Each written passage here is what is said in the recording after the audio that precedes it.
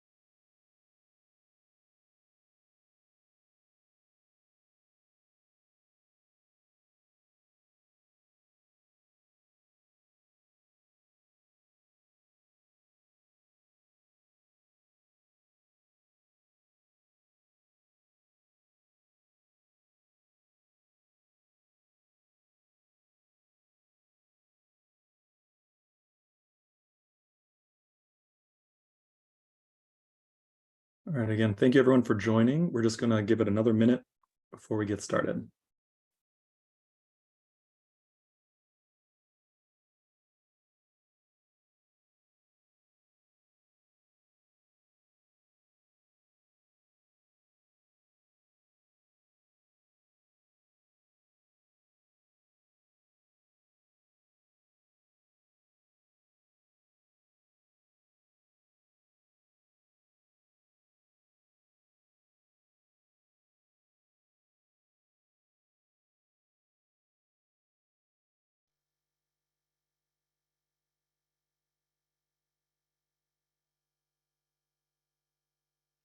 Okay, that will do it.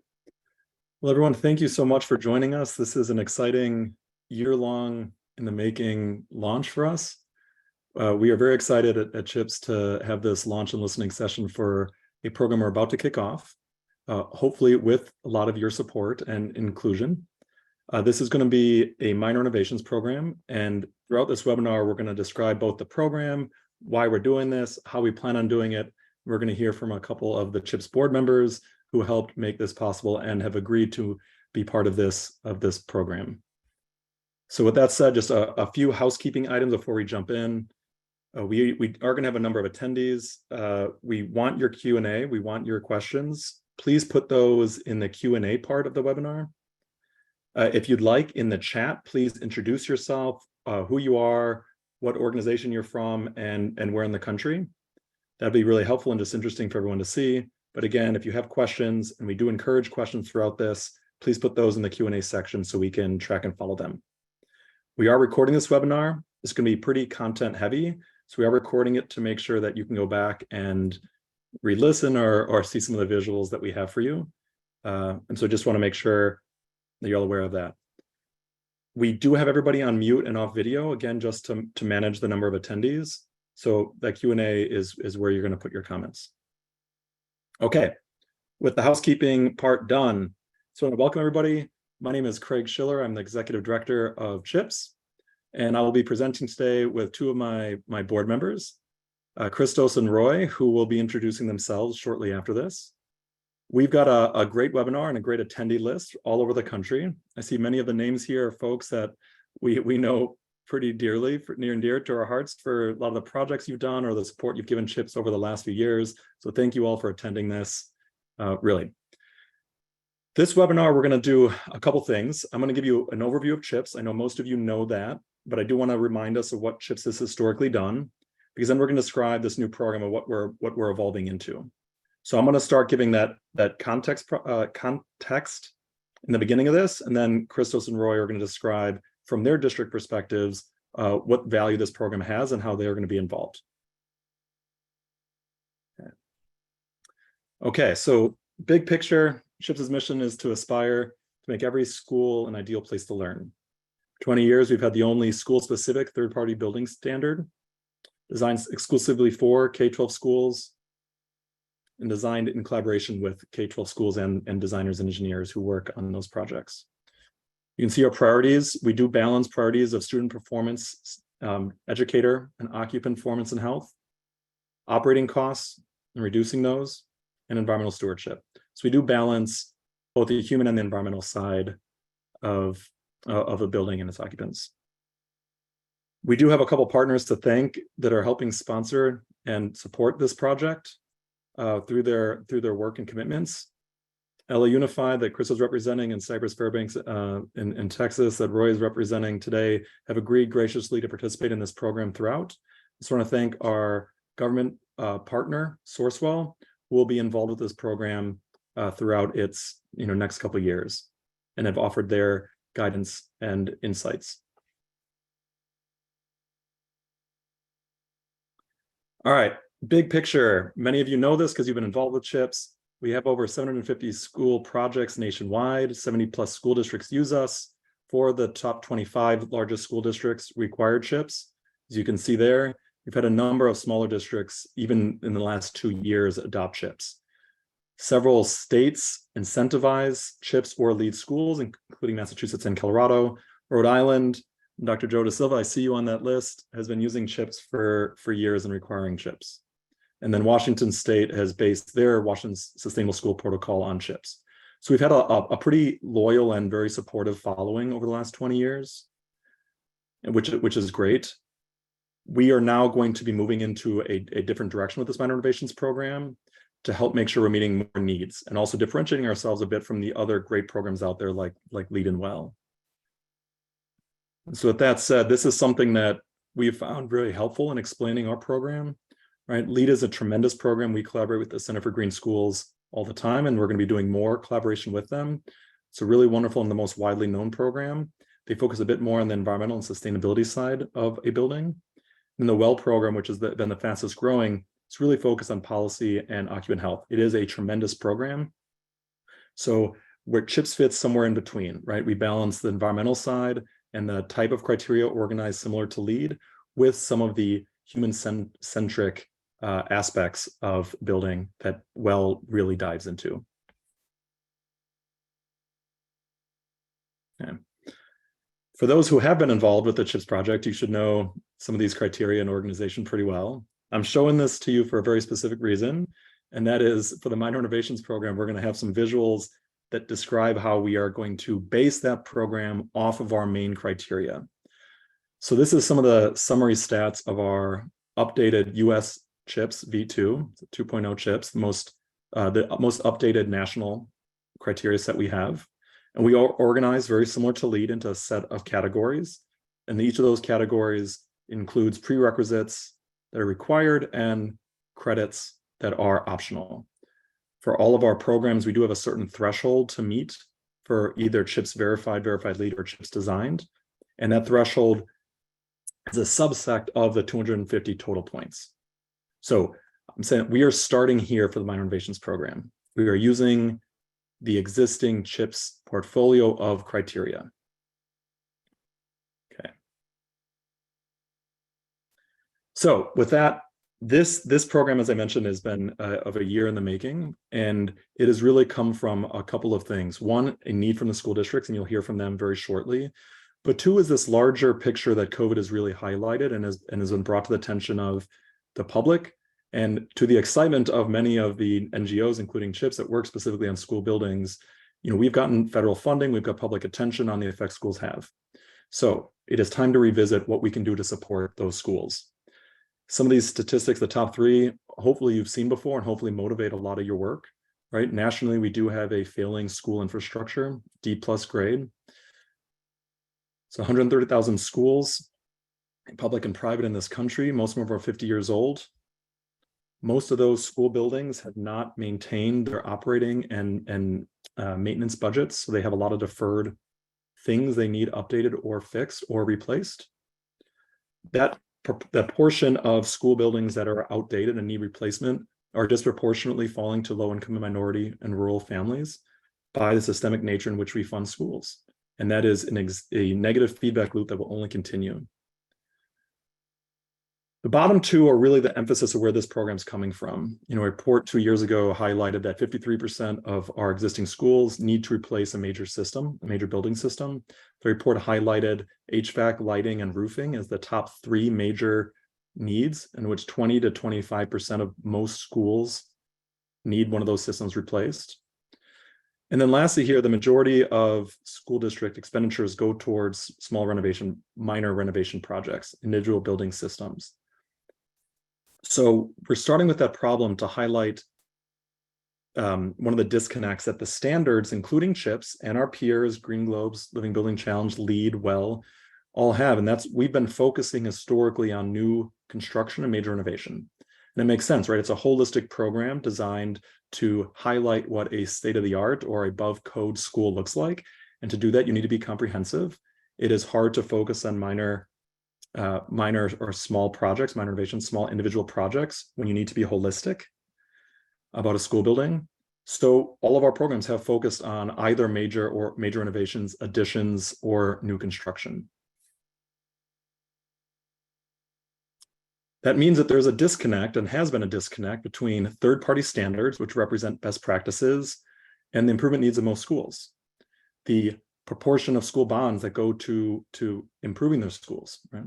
Utility rebate incentives, which will help support or finance individual projects like lighting, right? There is no best practice guide for them that is universally accepted or collaboratively created by the industry.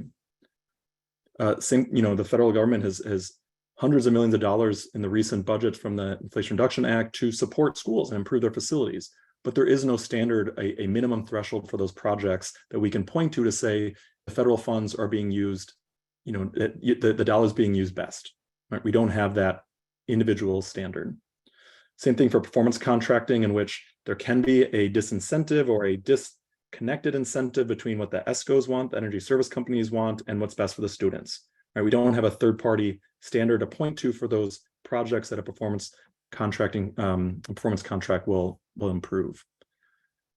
And then lastly, and I know for the districts on this, and hey, no disrespect to the for-profit designers and engineers on this call, a lot of the feedback we get from districts is that they get pitched to by designers and engineers all the time. A lot of companies will tell them that they have what is best. Most of you do. Most of you have an exceptional portfolio of school projects, but we need to align on what is best from a third-party perspective, so that there is a trust element, not a who should I buy through element from the district side. So that is where CHPS is moving. We are expanding our focus. We are very supportive of the Center for Green Schools and LEED and WELL of how to help raise the ceiling. We have some of the best schools in the world, but we don't have many of those. And we are moving towards programs that can help raise the floor so that all students can have better learning environments. We're going to focus on closing that equity gap and moving towards filling that need. We are soon going to launch a Raise the Floor campaign, in which we work with all of you to understand how we can best do that, how we can engage philanthropy to scale our impact with raising the floor. This program is a start in that direction, but that is where CHPS is going to be going. Okay, so that's the context. And then shortly here, you'll hear from Roy and Christos, but I'll just frame this, that what we're going to be talking about today for the rest of the time is how we're going to create an industry standard for school modernization projects. Right? We know that districts need that, a school-specific third-party standard for any project. We've heard that from many school districts, that there is a need to point towards something that is actionable, holistic, student-centric, something that does have technical standards so designers and contractors can meet them, can have something to point to for their own RFPs and their responses. We know it has to be industry collaboratively led. We need stakeholder alignment. This is for the sake of all the schools. If we can say, this is how you do flooring, here are the 4 biggest flooring manufacturers that all agree on how to do this, that helps build trust, that builds a national standard, that allows us to point to something as an industry to move the needle with those schools. And then finally, we want to make sure it's using a good stewardship of public funds. We want to make sure that public funds are getting the biggest bang for their dollar, and then are affecting the students correctly, doing right by the students. And the last bullet point I have here is on third-party verification. And I'm highlighting this with that question mark because that is one of the things that we'll need to answer together. That's right. There's a difference between making a third-party standard for a specific project and then having districts go through a verification process. Now, we've heard both sides that the verification process can be complicated or expensive. And we also heard that it's needed to help make sure that someone needs to grade the homework of designers and engineers. We've heard both sides. That is something that this program is going to help answer. How do we do that well so it meets the needs of the districts by not being too burdensome for the designers and engineers? So with that, I'm going to turn this over to Roy Sprague. And Roy, please start with an introduction. Before you do, though, Roy's been a key board member for us at CHPS for the last, how many years now, Roy? I think 11 or 12 years now. 11 or 12 years. And this has been Roy's been sparked this program, and it's been one of his brainchild. So yeah, Roy, please take it away. Sure. Thanks, Craig. Hi, I'm Roy Sprague. Welcome, everybody. I'm recently retired from Cypress Fairbanks ISD as the Chief Operations Officer. I worked at Cy-Fair for 26 plus years, oversaw 6 bond programs successfully, totaling over about $5.2 billion worth of design and construction projects. And seeing all the different types of projects we've done over the years, and as Craig mentioned, CHPS has focused really on new construction more than even renovations. We've done a lot of major additions and renovations, but we've never really chose to go the route of CHPS on that. And we only focused on new schools, and we see a strong need to do that and to benefit school districts that may not have standards to say that you have to comply with CHPS criteria, things like that, but to assist those districts that only have a little bit of money and they're trying to do some upgrades. And then even if it's a carpet replacement job, how can this criteria help them to provide a safer and healthier indoor environment for the students the district serves? And so we really saw a real need for this. And so we brought this to our board. The board acknowledged that this was a great need and to pursue this program. And that's why we're here today to do that. As Craig mentioned earlier, most school districts, as part of their bond programs, a majority of it is facility renovations. And speaking on behalf of Cy-Fair ISD, my former employer, our last bond program was $1.7 billion, and 70% of that money was earmarked for renovations, or as we called it, asset protection improvements, as well as safety and security. And then we only had a little bit of new school facilities and other support facilities needed by the district. And if we look back on a lot of our bond programs, we've had a substantial amount of facility renovations that we probably missed out on opportunities to make sure we can ensure a healthier environment for our students. And hence, that's when I came to the board with the idea, maybe this is a program we ought to consider pursuing and developing to provide additional services to our membership and to the K through 12 community, so that they can improve their facilities, even if it's baby steps one at a time versus doing a major renovation. We really believe this is the right way to go, and will hopefully benefit all the districts in the nation that can benefit from this program and be able to utilize it as a guideline and a verification that they're making good design decisions to help improve the quality of our learning environments. So with that, I'm going to go ahead and turn it over to Christos. Hello, everyone. Thanks, Roy. Appreciate it. And thanks for the feedback you shared. Well, we have similar feedback that I'll be sharing. I'll walk you through some slides, but first I'm going to start with an introduction, share a little bit about our sustainability and what we're focusing on, and then share some samples and why this program is important to us and all of us. I've been with the district myself, with the LA Unified, for the last 20 years, and I've experienced anything from new construction to modernization, now managing the architectural and engineering, energy and sustainability for the LA Unified School Districts, where we focus on smaller projects up to 20 million. And we're seeing a lot of the projects that in their need, they have the need to be able to be considered to develop healthier environments for our students in the respect of the systems that they utilize. but also managing a lot of the sustainability initiatives, which are very energy focused and driven. So next slide, please. Next slide. So I'm showing the size of the district because I think it's important to see the impact that we have as the nation's second largest school district in the nation, and having an area of over 710 square miles of boundaries within 6,500 acres of land. We impact a lot of students, in the hundreds of thousands. So, and at the same time, besides the students that we impact, our staff and then their siblings, you can see that we have a duty to make sure that we continue to strive for excellence in developing healthy learning environments so our students can be able to thrive. Next slide, please. So something I'm very proud about that I wanted to share is that a couple of our resolutions that passed the past few years, our 100% clean energy resolution that passed in 2019, really set up goals and objectives for us as a school district to be able to achieve 100% clean renewable energy in its electricity sector first by 2030, and then in all energy sectors, which includes our heating, ventilation, air conditioning, cooking, and transportation by 2040. That's those actually, it's a great resolution, and we're working towards. And there's a lot of projects I will be sharing that could be benefited out of this minor renovations program. Next slide. Another one that passed recently, it's our Green Schools for All resolution that we are transitioning LA Unified throughout to be able to include 30% green natural schoolyards within our schools. And this, it's an important resolution for us because we're seeing something different that is happening, not just on our indoor, but also our outdoor environments, which those are, I think eventually we should be considered as well. Next slide.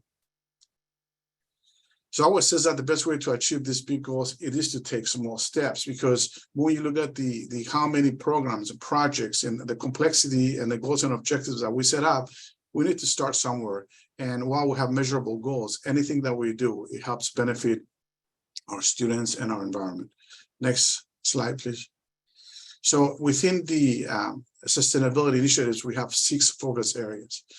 I'm going to focus on high performance schools, and high performance schools for us are extremely important. This is why it's one of our focus areas that we spend a lot of time to ensure that we have environments that our schools, our students can be able to learn and thrive in terms of what they want to follow, what experiences they have on everyday basis. But then we have all those other areas, as you see here, awareness and outreach, water conservation, energy, campus ecology, and emerging technologies, with a lot of the programs derive or get initiated from those areas and then managed through our teams that we have in staff. Next slide, please.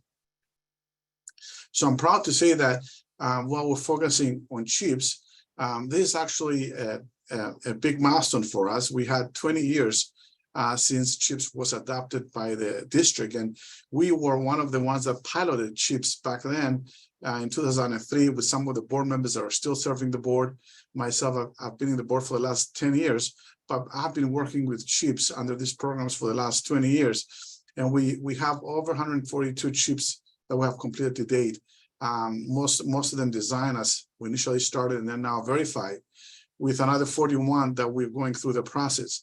And we also looked at LEED through the process to better understand the impacts on both CHPS and LEED. And our school district obviously adopted the CHPS criteria, and we continue to build on this again with our ultimate goal, which is to ensure a safe, healthy, and comfortable learning environment in energy and water efficient schools. And all those areas that you're seeing today, for us, it has been a focus, and this is why we want to continue, because this is very relevant in terms of us continuing to create these environments with even the minor renovations program that we're just going to be discussing. Next slide, please. So we have within facilities, we have projects that sometimes we call they have to go through the state architect for review, but regardless state architect review or not, all of our projects are designed, and we have to make sure that we ensure that they meet code and county code. But some of the smaller projects, like the roofing replacement projects, which we're having lots of those. And you're going to be hearing some other projects and programs. While they may not require design and the replacements, those projects are equally important, because if you look at the actual CHPS credits, and that's what we've done here, is identifying which credits will apply to it under our 2.0 criteria. We're seeing that these projects, they still need to go through our process, as they do benefit. And you can see the benefit on the bottom that I'm showing here in terms of they help reduce the urban heat island impacts and reduce energy consumption. Next slide, please. And so we determine which one is, and when we go through this process, if it's depending what they are, if it's HVACs or if they're, a roofing project or a flooring project, which they require DSA review or not. But when you look at a system or specifically a system replacement, those require DSA review just to make sure that it's in compliance with the state architect requirements. But regardless, we have to do our due diligence. So we took the initiative to kind of better understand some of these projects, and we put the applicable CHPS credits, as you see here, anything from integration to energy to environmental quality to be looking at operations or maintenance. And the idea here is that for us to understand what impacts that project or program will have, and what if we were going through a criteria to make sure that these projects are designed and verified correctly. And you can see some of the benefits at the bottom. Next slide, please. So some of our exterior upgrades projects that we looked at in the past, like the drought response outreach program for schools, which we incorporated with paving.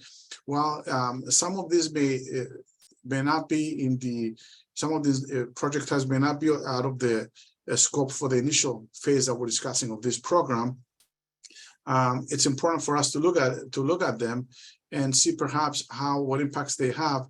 And that's why I'm excited to be participating in this steering committee to help plan and determine which additional project types be most impactful to develop next. And that's why I'm sharing some of the different examples that we have as LA Unified.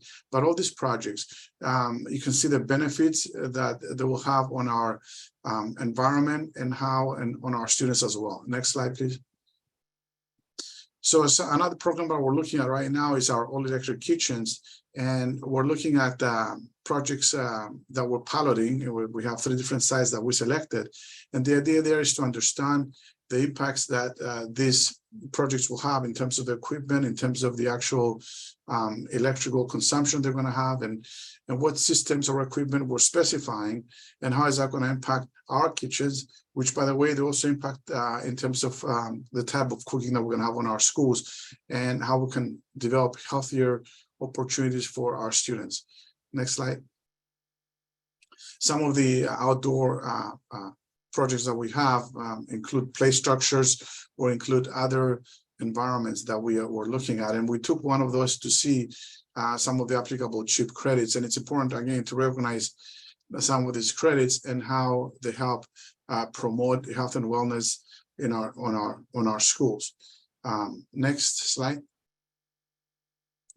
And this one here is more sharing and showcasing the different types of projects, anything from HVAC, lighting, flooring, roofing, outdoor classrooms, play structures, but also other projects that I'm not mentioning here. It could be anything that has to do with solar, EV charging, new projects that are coming up under new initiatives that perhaps it's important for us to kind of examine and look at and see which stage of this process could be impactful. And mostly we can see some of the benefits that we're showing here under minor renovation benefits. And it's important that all of us better understand and see the impacts that these credits will have if we somehow develop a process that we're following through to make sure that not just a large school district, but also small school districts that they don't have the capacity or the caliber, or they don't have the specifications, they don't have the information that they need to develop a performance or prescriptive specifications to help them guide through on a process that can develop healthy learning environments. Next slide. So this is, in an overview, the way that we're seeing this, as we see major renovations or new construction projects, these minor renovation projects, specifically because the major renovations are captured under the two systems or more. These minor renovations that are system change, systems that they have the lifetime expectancy, their due of replacement. It's important for us to look at them because they do improve the health and welfare of our students as large projects do. So we have to make sure that we have, we'll look at the design considerations, make sure we go through the analysis and look at the kind of impact they're going to have on our students. So I'm looking forward to piloting this program. And, it's been 20 years since we piloted the last one, and we've been working through helping CHPS to upgrade and update their standards in terms of the impacts that we have. And I think this is going to be great to kind of identify and see how this is going to benefit in terms of not just us, as I was saying, but all the school districts nationwide. Next slide, please. I share their our website, but again, I'm very positive about this. I know that I look at the possibilities. I know we can get this done, and I know it's going to be very beneficial to all of us. Next slide. So with that, I want to thank you and transfer it back to Craig. Craig, thank you. Thanks, Christos. Thanks, Roy. Yeah, this is a really exciting time for us to be able to launch a new type of program that the CHPS hasn't done in years. I want to go over for this next bit here how we intend to do this. And this is the part where we really do need your input and your collaboration, because it's our belief, it's our board's belief, it's the partners that we've talked to, such as the Department of Energy, Department of Education, other school districts, the Superintendent's Association, folks that we want to use this have all agreed that this needs to be done in a collaborative way to make sure that it is representative of the industry. So I cannot emphasize it enough. We're going to highlight the process that we've laid out, the skeletal structure that we need to, flesh out together. So let's start at the top here. Over the next couple of years, we've kind of broken this out into a few phases. We are now currently in starting phase 2, so we see the red dot. But phase 1 is really where we on our end, CHPS and our board and our staff, have taken our entire criteria and really started to look at what types of credits apply to different projects. Christos just showed great examples of that. We started to do that at a more robust level to see how this project could look.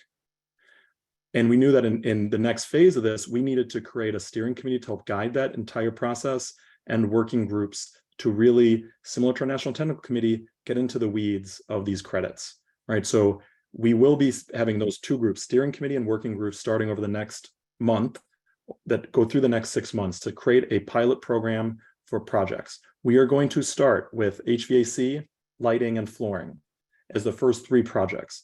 So Christos highlighted a couple other ones: electric kitchens, outdoor play areas. Those aren't going to be done first. We need to start somewhere. We're going to start with HVAC, flooring, and lighting.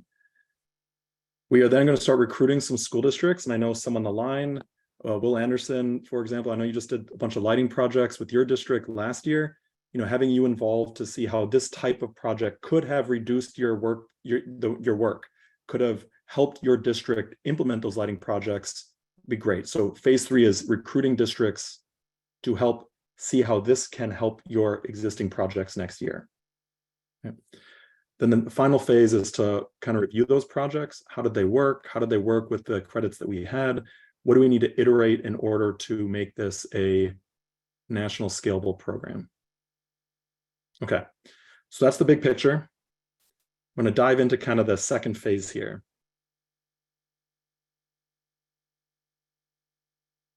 Okay, we created kind of a visual to show how this is going to be done. I mentioned steering committee, I mentioned working groups, I mentioned school districts. We are going to need partners. We do need thought leaders, and frankly, we do need sponsors to make this work. It's how nonprofits operate. It's how programs scale. So as I mentioned, we are going to start with HVAC, flooring, and lighting. But our intention here is, if we're successful, we're really going to build out the types of programs, the types of projects that this type of program can represent. So holistically, we should be able to, in the near future, have any type of project be able to have its own set of best practice criteria individually, or for districts that doing multiple projects, major renovations or new construction, those all add up to, to a high-performing school. So here's how this is going to work on a technical level. This image represents, on the left side, the 250 different credits that CHPS US criteria represent. Our staff, our team, has gone through and highlighted which credits could be relevant or are directly relevant to different projects. For those of you who worked on CHPS projects, I'm going to show some concrete examples of what those credits look like that you'll be familiar with. We've done the heavy lift of not having the collaborators that are going to be involved here go through all 250 credits and read that huge manual. We're going to separate out the ones that are most relevant so that each working group can decide in that working group which ones are going to be prerequisites. Are we going to have prerequisites? Which are going to be required? How are they going to be rated? What do we need to modify in the language, etc. So that's the work that we've all done, and the working groups here are going to step in at this next part. We're going to finalize that project criteria, and then we're going to create a program structure. Again, are prerequisites, are they required? How can this be done if you're doing multiple projects? What are the types of credits that are universal? Integrated project design. Is that going to be a requirement for each project? Is that going to be incentivized, et cetera, et cetera? So a lot of questions we need to answer together, but we've done the heavy lift and set up the structure here and how the process we'll do this with. Okay, I said I was going to give an example. So this is the type for those who haven't gone in the weeds with CHPS credits. We do have some specific criteria that are directly relevant to project types. This is a flooring example where we have a good amount of technical information really specifying the performance requirements of flooring. Some of these credits, the language will have to be modified. I'll give you an example. Our team has gone through and highlighted which of these, what the language would have to be modified for an individual project, not a major renovation of a whole school. So that's part of the working group's task, is we're going to have to go through the existing language and adapt it to individual projects. So it is going to get pretty technical there. Again, going back to the big picture here, we do have that steering committee that's going to look at those big picture questions, and then these individual working groups. It is our goal, it is our belief, and it is our hope that these working groups are going to be composed of a pretty diverse group of experts. We need manufacturers, we need vendors, we need designers, thought leaders, subject matter experts, and school districts in these working groups in order to really holistically and thoughtfully design a program that can scale. When I say scale, I want to really double down on something Christo said, and that is the benefit to smaller districts who don't have the staff or time to come up with their own best practices. CHPS, we get approached a lot by smaller districts or service providers of smaller districts asking, for resources to help that district. We hope this is one of them, where if they need to do a new flooring or HVAC lighting projects, if they have federal funding, or they're going to apply to federal funding to replace their HVAC, or they're working with an energy service company to do a lighting project, how can they simply have a document that says, meet this best practice performance standard?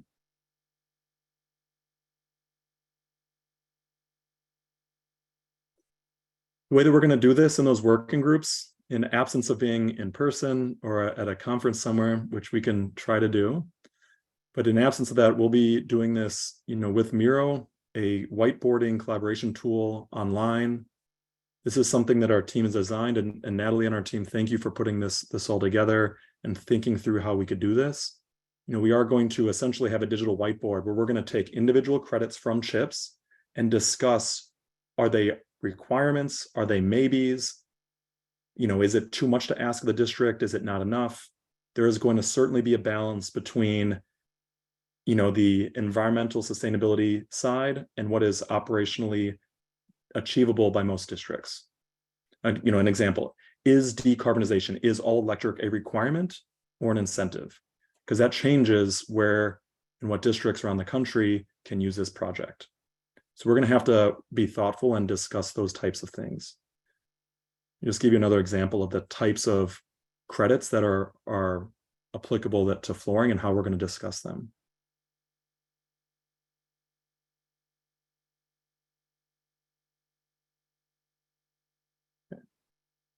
again, can't highlight this enough, so we're going to keep doing it. But it's going to be a collaborative process. It needs to be with all of you. See a lot of districts on the line here. Thank you for all for joining. We do need to hear from you how this could be beneficial. You don't have to be part of a working group if you don't have time commitments. We're not asking a lot of time commitments, a couple hours a month for the next 6 months. But we do need your input on is this going to be helpful for the district? How? What do you need? What would you like, etc. So we need to hear from you. It has to be collaborative. Last, I just want to, here's some types of things that the different groups are going to be responsible for and what our role is going to be. We're going to do the heavy lifting from background work, the research, the reporting, marketing and promoting this program, delegating tasks, calendars, all of that's going to be done to ease the amount of work on your end. But we will need from the steering committee, this is a game changer in the US. We want to collaborate with utilities and the federal government to include this type of program with their federal incentives. We need help doing that. We need to better understand how this program fits in with LEED and WELL and Green Globes. Are we just taking from CHPS criteria? Are we going to start to look at all the criteria and pool what's best across the spectrum of other programs? And then at the working group, we do need to start with our criteria that we have today, and we do need to modify that. We need your technical expertise. We need to understand what's best practices. If we're going to put the collective industry seal of approval on this as representing best practices, which hasn't been done yet on an individual project basis, we need that technical thought leadership. Okay, on that note, for anyone who has worked in nonprofit, there has to be an ask in order to make this work. We do need your subject matter expertise, but we also do need sponsorship. So for the for-profits on the line, we have set up a structure on how we believe this can work over the next year. We are breaking this out into different categories at different amounts. This is kind of the usual thing for nonprofit programs. We do have a visionary level, which will have you a seat at the steering committee and in the working groups. We're going to include you in press materials. We want to celebrate you as thought leaders committing to doing this. We need to celebrate all of that. We want to celebrate that for you. We also need your content expertise. We need you to kind of roll up the sleeves and buckle in here in the working groups. So the catalyzer is really, a lot of the work's gonna be done at that level. Again, we are going to celebrate that. We're going to celebrate your individual and organizational commitments to this. Right. And then we know we have regular sponsors like we would on the next webinar we'll do here. We'll include logos from everybody, including the sponsors at that sponsor level. And finally, this is the part that's on CHPS, collaborating partners, public agencies, school districts, nonprofits, and other subject matter experts. We're going to bring a lot of people to the table. I've already mentioned the Department of Energy, Sourcewell here. And I should call out Sourcewell specifically. One of the things that we are trying to do to make this easy is turnkey solutions to school districts of any size. Meaning, if we can come up with a performance standard for lighting, how do we get an easily turnkey solution so that districts can then easily find vendors that have products that meet that performance requirement? So CHPS is now working with Sourcewell to help that National Cooperative Purchasing Agency make sure they have products that meet these standards and specifications. So we're starting to move to turnkey solutions for any district. Okay.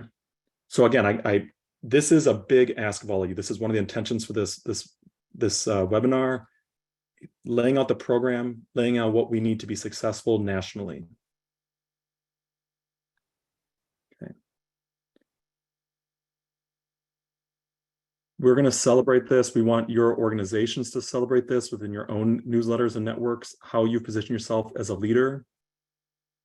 Right. We're going to make the project data and the criteria and the interviews, the conversations that we're having in the working groups, we're going to make that public, right? So you can participate in that knowledge sharing. Yeah.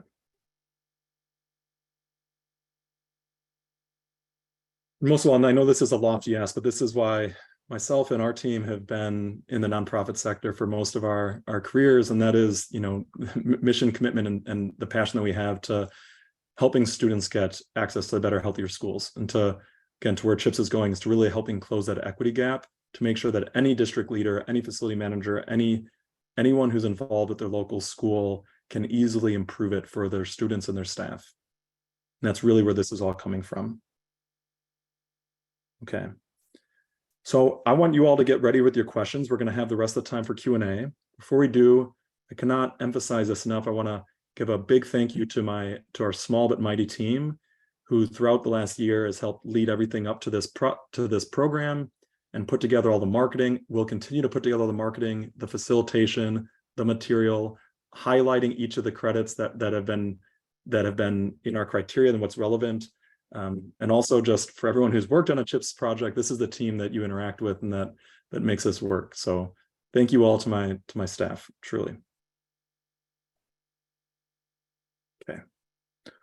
That said, here's a couple of question prompts, but I'm going to ask Christos and Roy to go back on video and see if we can start answering some of these questions or having a discussion in real time. Let's see, I already got one. Okay, we got a question. There are going to be new credits that are only applicable to modernization projects. That is a great question. For our intent here for this one, is this Phil? Yeah, Phil, our intention here to start this, because this hasn't been done, right? And I've talked to USGBC, I've talked to the Center for Green Schools. They haven't done this because it can get complicated and their focus is on at the higher new construction level. Our goal here, since this hasn't been done, is to start easy. We're going to start with existing credits for CHPS. So we're going to take and modify our existing credits. It is our belief that this process is going to highlight which credits need to be updated. It's been a lot of updates at the federal standards, everything from ASHRAE to building, to state and building codes in the last year alone. So we will flag which ones need to be updated and also highlight what needs to be added. So for the pilot program, we're going to start with existing credits. We're going to start with HVAC, flooring, and lighting, but this process is going to help determine how we make this a national standard moving forward. Okay. Another question, what is the timeline for this? Well, I'll give you our timeline is really focused on the next 6 months, making sure we get these working groups in order so that we can start to engage school districts next year. Maybe Christos and Roy, maybe you could talk about the timeline for the projects that you have at your districts. When you start putting out RFPs, when you start implementing for 2024. Yeah, I can touch on that a little bit. So the timeline here, and that's a great question, it has to be thought from the beginning, and there's several unknowns that we have here. So we understand that we can understand the benefits of this, and we need to understand the impacts as well. Meaning, like, if we start doing this, and let's say if we pick up flooring, or if we pick up any of the items that we have in line, we need to examine to see what's the best way to process and look at for design and certification of some of those items. So I would like to say that in the next 3 to 6 months, we should come back and have some guidance in terms of some of those items when we'll be able to complete, meaning, like, if we can be able to roll them within 6 months. But that's something I think that we need to study further. Some of the projects that we have for us, the timeline, it varies. We have projects right now that are in design. We have projects that are in construction. So we're going to have to decide and draw a line and say that projects moving forward, or if they haven't started construction, they can be part of this process. So at least we can give a clear timeline for those kind of projects. So it's hard to kind of put a big timeline on everything until we make some more progress on this pilot. Greg, from our standpoint at Cy-Fair ISD, the way we were set up is, when we passed our bond program back in 2019, we established a master schedule. The district is currently in the phase 5 design projects. We have phase 4 projects under construction, and typically we go ahead and sell our bond dollars to include architect fees so that we can get those projects started for the next phase earlier.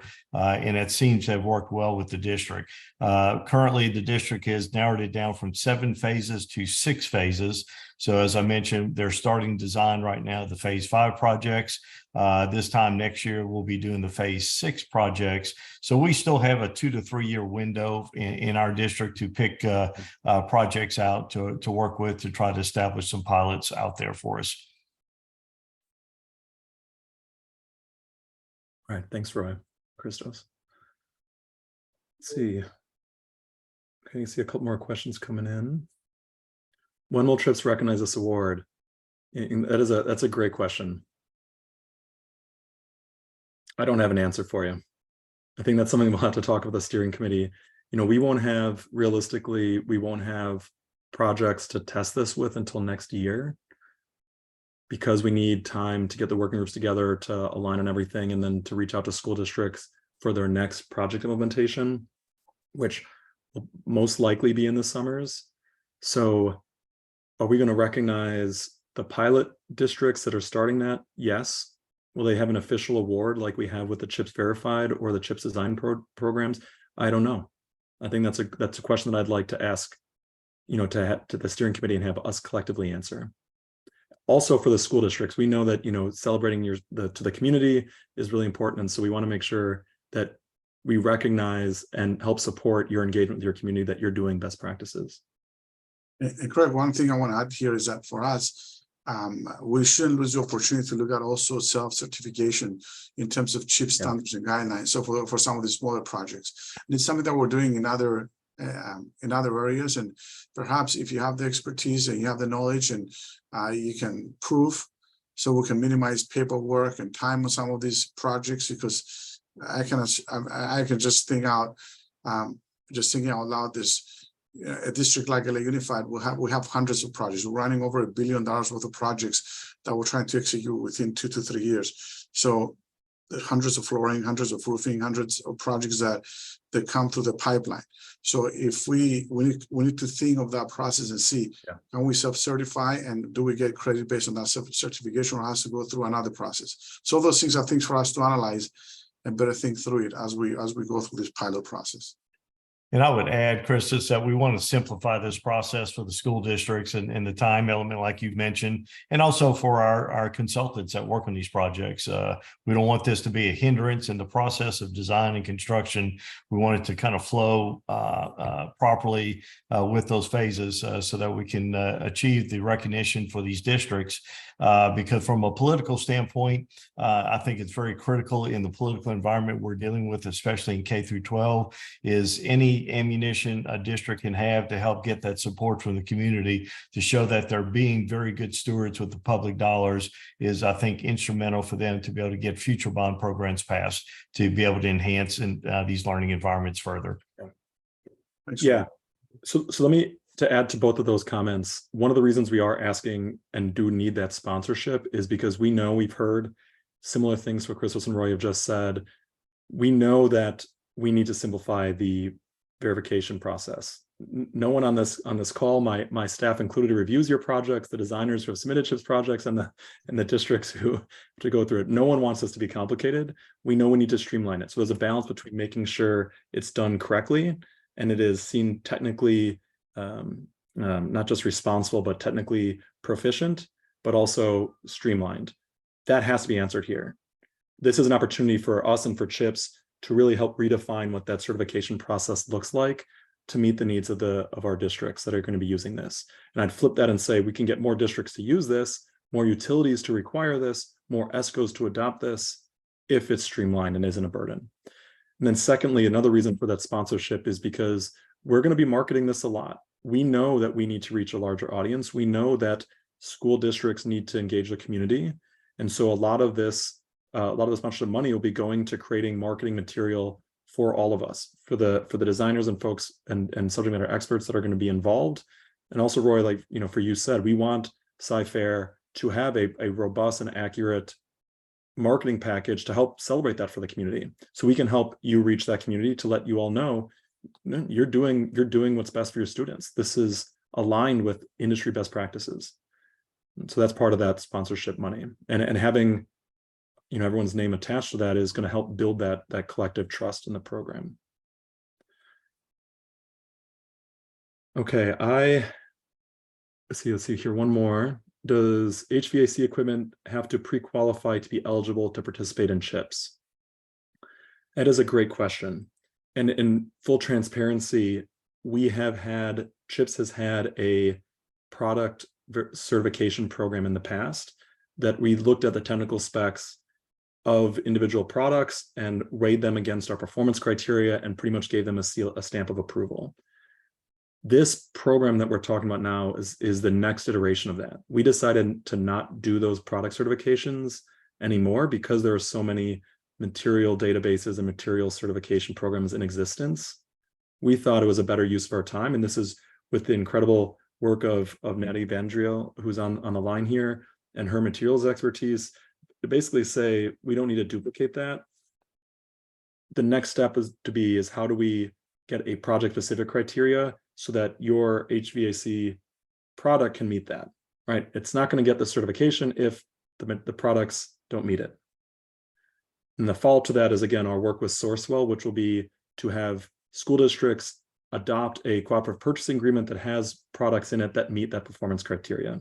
So we'll be working with them to make sure that their RFPs to all of the vendors match our performance criteria. So districts and through Sourcewell can have these are all pre-approved package materials and products and materials that meet the CHPS standard.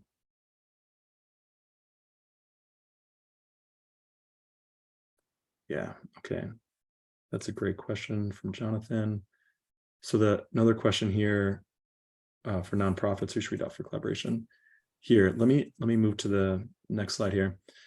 This is to get information to stay up to date. We have a website. If you just Google CHPS Minor Renovation, it comes up. We're going to constantly update that website with information. We're going to constantly send out newsletters with updates.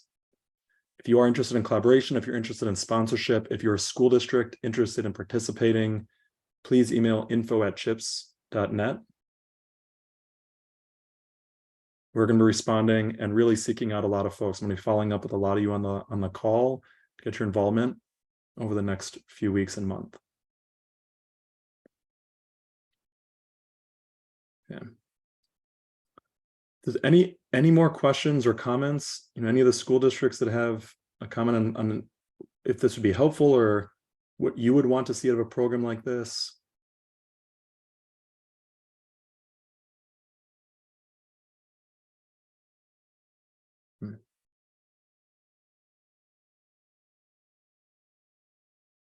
Okay.